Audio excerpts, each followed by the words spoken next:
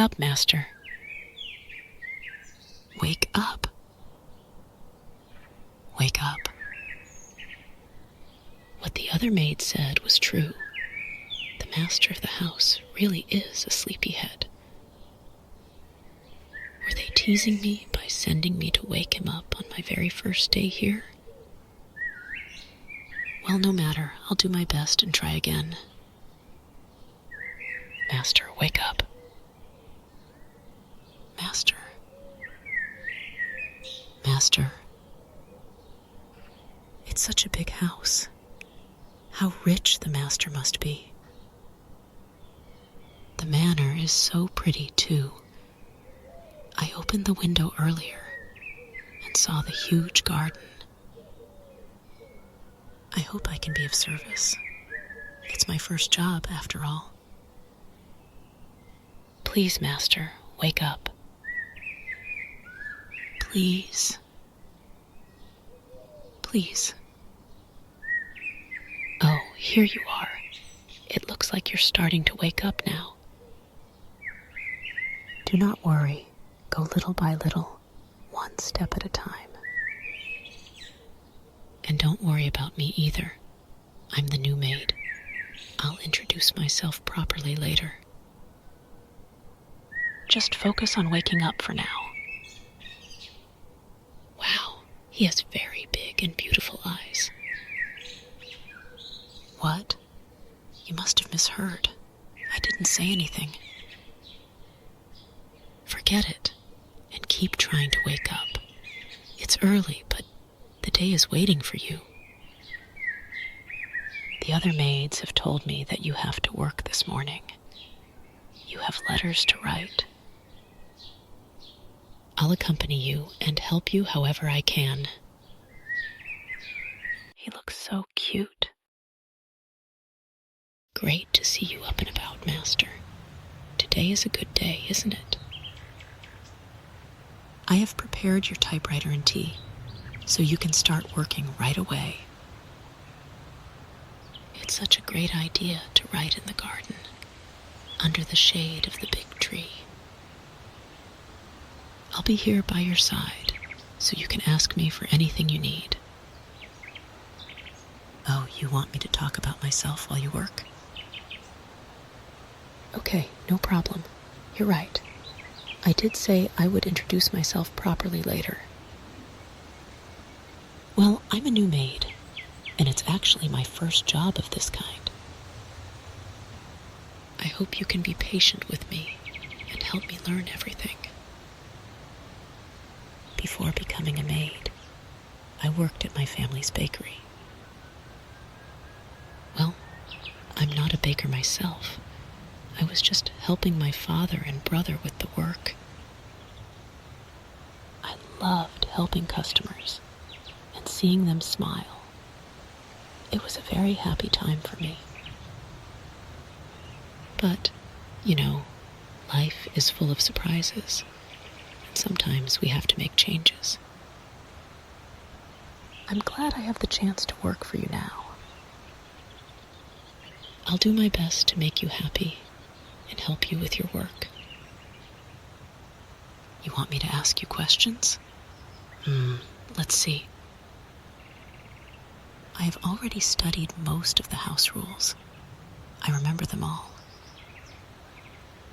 But I'm actually curious about what kind of work you do, master. Are you a writer, a painter, a musician? You look very refined, so I was thinking it was related to an art.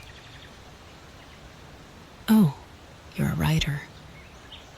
I've heard that being a writer is very hard, but also very rewarding. I'm sure you must have many stories to tell. Well, I do have one more question. Do you have a wife? Or a girlfriend? You don't have to answer if you don't want to. I don't know what I was thinking asking you that. Don't laugh at me. What do you want to do this afternoon, master? I see that you are finishing your work. Oh, you want to go to the beach? That's a great idea. I'll prepare everything for you right away.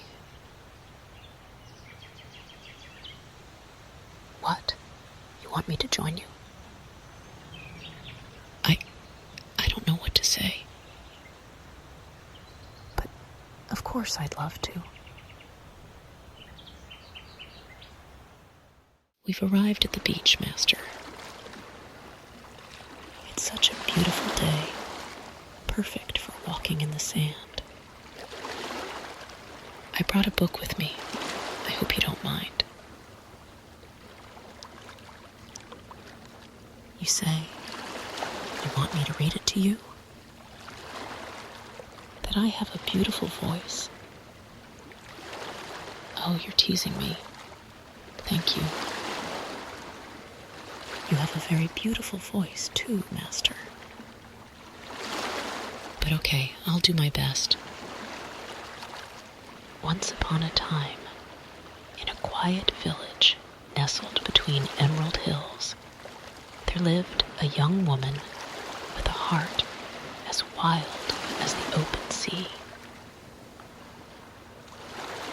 She was gentle, with eyes that glimmered like starlit ponds, and she moved through her days as if each step were a silent song. Her life was simple, filled with small tasks and whispered dreams, but her heart held a secret that made every moment feel like a dance on the edge of the world. She worked in the grandest house on the hill, a place of tall windows and old stone walls, warmed by the fires that never seemed to dim. Each morning, as the sun slipped over the horizon, she would quietly gather fresh flowers from the garden, her fingers brushing the petals as tenderly as if she were holding a memory. She arranged them with care, as if they were meant for someone she held dear, although she knew these flowers were not hers to give. Though she walked alone through the winding halls, her heart was not empty.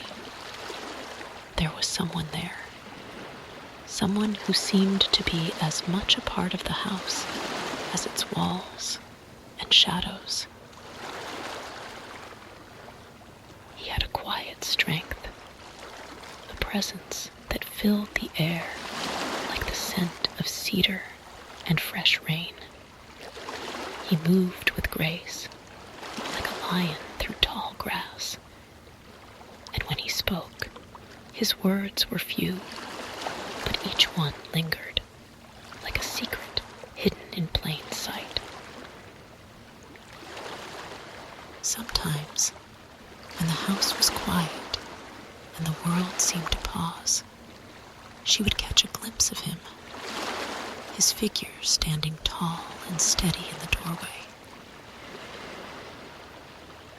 She would feel a warmth spread through her chest, a warmth that made her fingers tremble as she carried on with her duties, as if she could never dare to look at him too long. She wondered if he noticed her, wondered if he could see the light that filled her whenever he was near. One evening, as the sky turned to twilight and the shadows deepened, she found herself in the library, a place where the air was thick with the scent of old books and polished wood.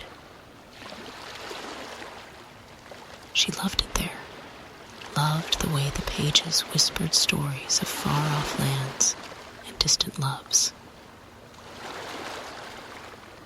She pulled a book from the shelf, and As she ran her fingers along the cover, she found herself wishing for something more. She wished for the courage to speak, to share the hidden treasures of her heart. But of course, she knew she could not. She was just a girl, after all, and he was a world unto himself, a world she could only dream of. So she took a deep breath, closed her eyes, and allowed herself to imagine that, in some other life, she might be standing beside him, not in shadows, but in light, her hand resting in his, her heart beating as freely as the wind. And perhaps, in that world, he would look at her and know all the words she had never spoken, all the secrets she had hidden away. Perhaps he would see her as she saw him, a soul wrapped in quiet beauty, a presence that made the air feel like it was shimmering with magic. And perhaps, in that world, they would walk together through fields of wildflowers, their laughter blending with the song of the birds, their hearts beating as one under the endless sky. But for now, she simply stood in the library, holding her book close to her chest, her eyes closed and her heart full as the evening faded into night. And though she knew she would never speak of her dreams, she carried them with her, a hidden light, a quiet warmth, as if the world might someday change, and she would find herself by his side, not just in dreams, but in the waking world, forevermore.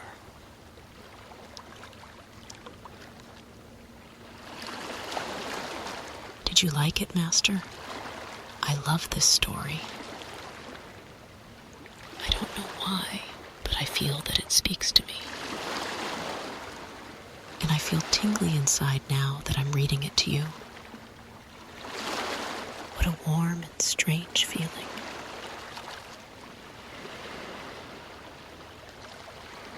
But it's time to go back home, Master. It's been a wonderful day with you.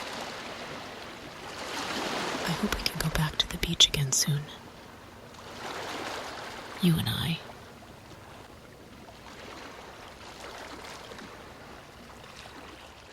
Being here with you is so relaxing, Master.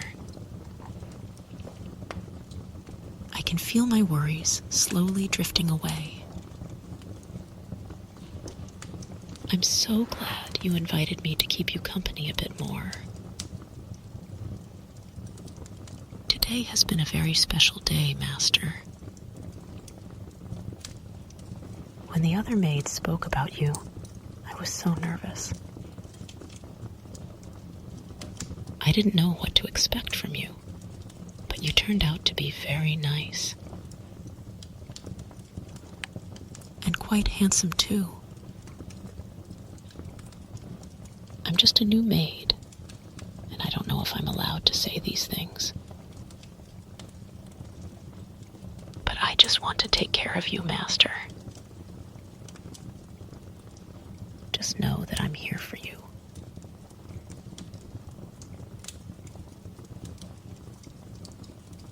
Are you tired? Do you want to go to sleep now? It's all right. I'll stay here until you fall asleep. So don't worry. You can start to relax now. I'll whisper in your ears and help you fall asleep. Good night, my prince. I want you to dream of everything you will achieve in the future.